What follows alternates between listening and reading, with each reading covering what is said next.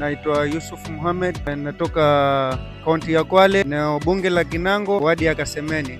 Labda tukianza tu moja kwa moja mada yetu ya siku ya leo, nafikiria ni kwa nini vijana wengi wamejiingiza katika masuala mazima ya uhuni, hususan katika huu kanda wa pwani. Mwanzo ni ukosefu wa elimu. Vijana wengi wamekosa elimu kwa sababu kwa hali ya uchochole katika nyumba zao, hawezi endelea na elimu zao, ndio maana wanajikuta wameingia katika uhuni ama katika magenge ama mambo ya mihadarati.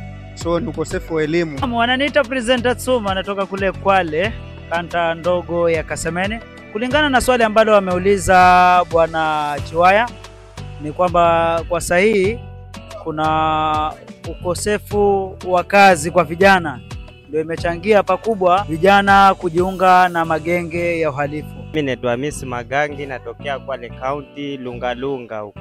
Yote inaletwa kwa sababu mtu anaweza soma na akawa yuko na vyeti vyake, lakini kuajiriwa ndio shida. Labda wito wako kwa serikali ya kwenu kaunti ya Kwale ni upi kuhusiana na hawa vijana ambao wamesoma na hawana kazi? Mimi ombi langu ni waje kama serikali wasimame, wachukue vijana wawaajiri kwenye kazi.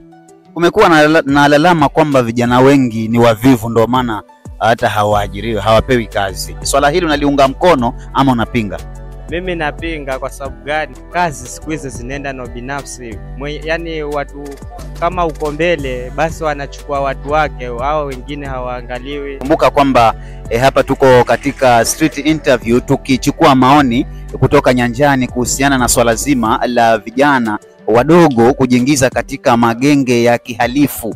Eyo, hizi ni habari za kitaa bwana, ndani ya Malenga Chiwaya TV. Wananiita Lincoln Ndegwa, mtazamaji wa habari za kitaa. Wanafahamika kama Filipo mtoto wa Yohana, zinaitwa habari za kitaa. Matangazo ya biashara, siasa, elimu pamoja na burudani, hapa ndo nyumbani. Kisha kwamba una subscribe, una comment alafu na share bwana, inakuwa mzuka zaidi.